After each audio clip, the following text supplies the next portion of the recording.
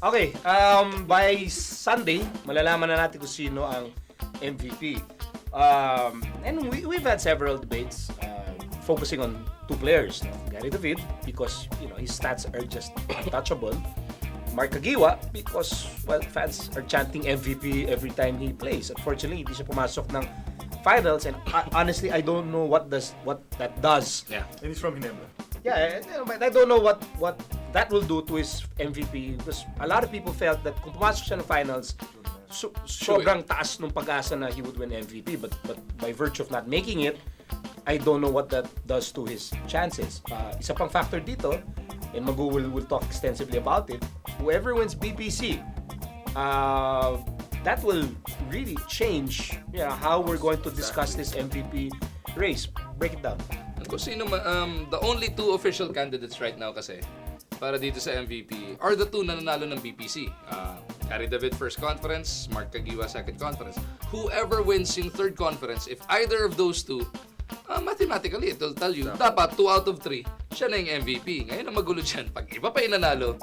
Ako kasi personally, we've been debating about this for months and months and months now. I've been having a debate within myself. Ang hirap kasi lately dahil Gary David made the finals once and didn't even make the playoffs twice. Tama.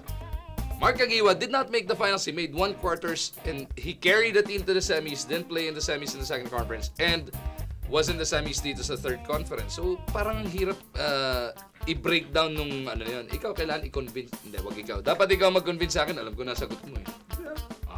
Why not? Why?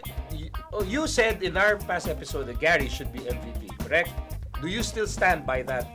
I might, because surprisingly, after this third conference, I'm surprised to find out that he still is the leader in statistical point, even without playing a single semi-final game. Which Kasi average statistical points.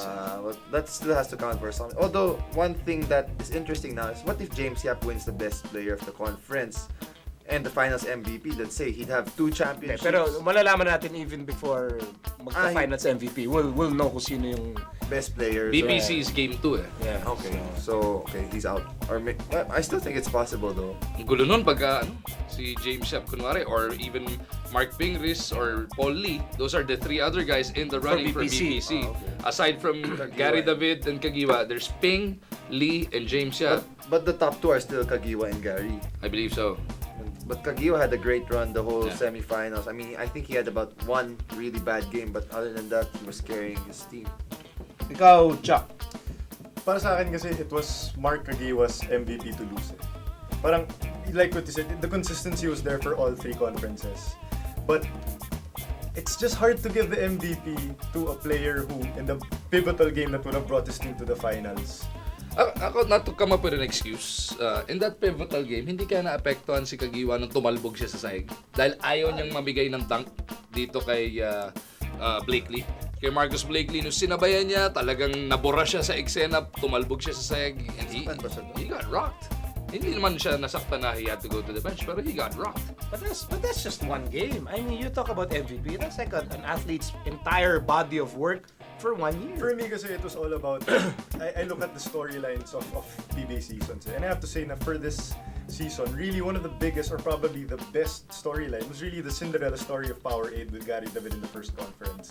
All Filipino, no one expected Powerade to make it to the finals. And for him to drag the team, every game, that's something that whether he won the championship or not, that's really, yun yung tumatak talaga sa akin for this season.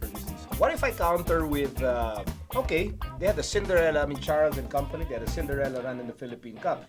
Afterwards, everyone expected them to, make title runs in the Commissioner's Cup and the Governor's Cup. And pareho, both times, they did not do so.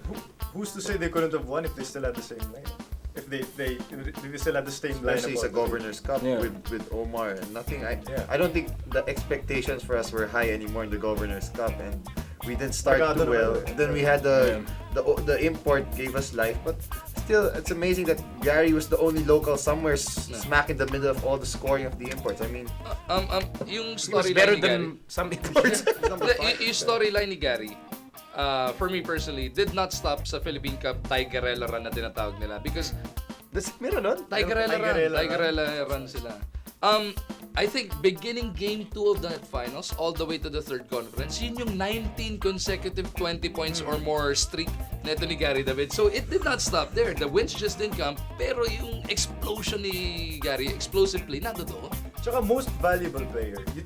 If you remove Kagiwa from Ginebra, exactly. I mean, that's still a team that will be able to compete day in, day out. But if you remove Gary from Power 8, do you even think that they will sniff the playoffs? I mean, the semis for the past 2 conferences, let alone make it to the finals? I beg to differ though. If you remove Mark Kagiwa from Ginebra, hindi sila ganun ka, he is the heart and soul right now. But Barangay they'd Ginebra. still be They better than they have a Power. better lineup than us still, for sure. Probably. Okay, but what about this? Hindi ba dapat yung mga nag-MVP, dapat pumapasok ng finals yan? Gary made the finals in the Philippine Cup. But that feels like so long ago. We didn't make the playoffs Yeah, yeah, 2 exactly. other times. Mark Agiwa did not make the finals. Now here you have James Yap. Okay, the focal point of BMEG. 2 straight finals. Doesn't he deserve to be included in this debate? Did he stand out? Just because he made it to the finals in BMEG, can you honestly say that this season his statistics and his output was better than when he actually won the MVP? Answer. Nope. Yung finals ng Commissioner's Cup, yeah, he had those explosive performances, but his shooting's down, and even yung 3-point shooting, even free throws, he's shooting in the mababa pa sa 60% for this particular conference, if I'm not mistaken. Pero maganda naman, umangat ng konti nga yung rebounds, merong ng assists, pero yun ang problem. Ang gulo nga ng debate Sabi sa inyo, wala tayong masosolve dito. Wala talaga. Hindi naman natin intention mag-solve. Buti na lang, wala tayong Gusto lang boto, natin no? guluhin sila. Yun na naman yung trabaho natin dito. So again, just to cap this episode, break it down, Magu. Ano ang epekto ng BPC to the MVP race? Winning a BPC makes you an official candidate. Official candidate for the MVP. And if one of the 2 guys who won the BPC already, Gary David, Mark Agiwa, end up winning the 3rd BPC come game 2, or the 3rd conference BPC, math will dictate 2 out of 3, you should be MVP.